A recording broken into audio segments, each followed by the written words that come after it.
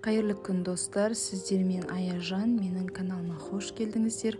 Бүгін сіздермен өте жұмсақ әрі дәмді пирожки жасайтын боламыз. Рецепті соңына дейін қарап, маңызды жерлерін жіберіп алмаңыздар.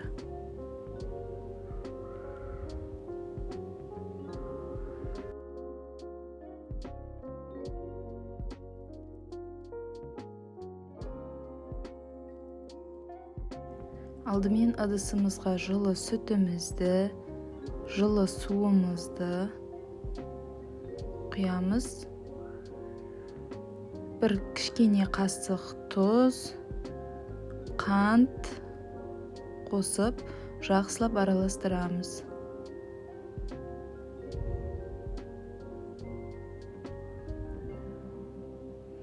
Ерітілген сары майымызды құйып, кейін құрғақ ашытқымызды салып, жақсылап араластырамыз.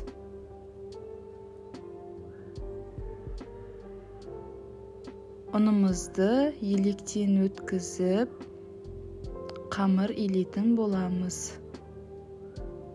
Рецепт ұнаса, каналға тіркеліп, лайк баса кетіңіздер. Ұнды міндетті түрде електен өткіземіз.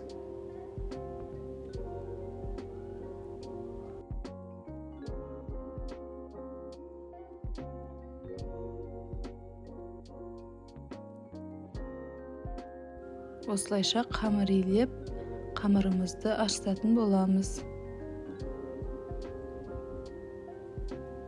Жұмсақ қамыр болып шығады. Аздап қолымызға жабысуы мүмкін, ешнәрсе қылмайды.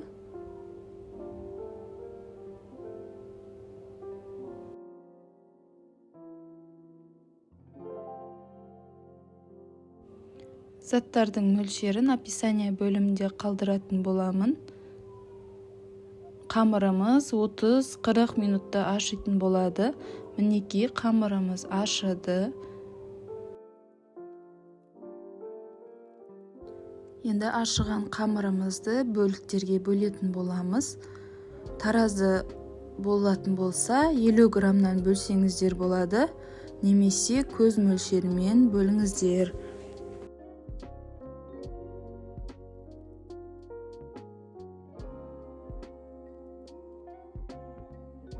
Барлығын бөліп алдық, енді дөңгелектеп, әдемілеп шығатын боламыз, жаюға ыңғайлы болу үшін.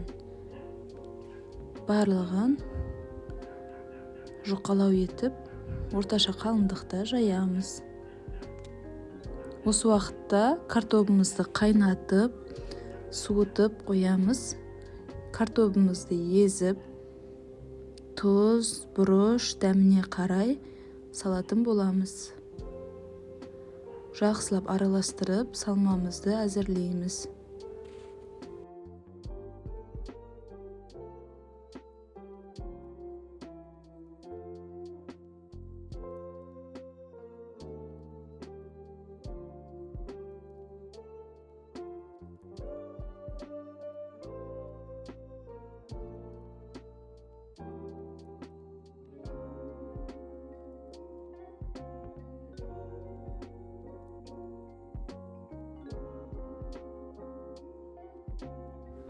Жайылған қамырымызға аздап салма салып, қамырымызды, пирожкиімізді түйетін боламыз.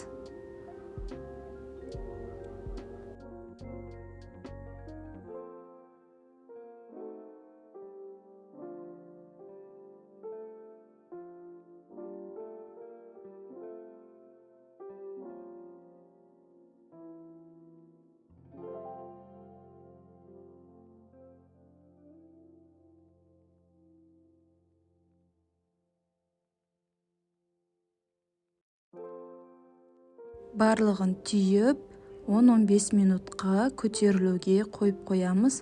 Осы уақытта майымызды қыздырып, баяу отта пирожкиімізді пісіреміз. Қатты отта пісірмеңіздер. Бірден қызарып, қамырыңыздың арасы шикі болып қалуы мүмкін. Сондықтан орташа баяу отта пирожкиімізді қызартып әдемілеп пісіріп алатын боламыз.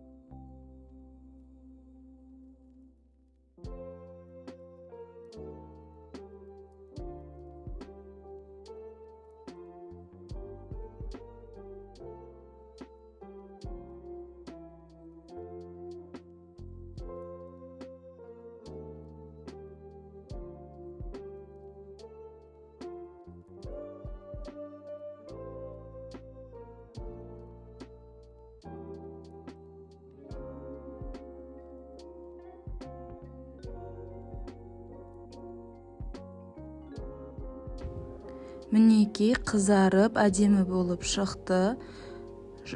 Өте жұмсақ, әдемі көтеріліп, арасы пісіп, әдемі болып шықты. Міндетті түрде жасап көріңіздер. Ас болсын баршаңызға.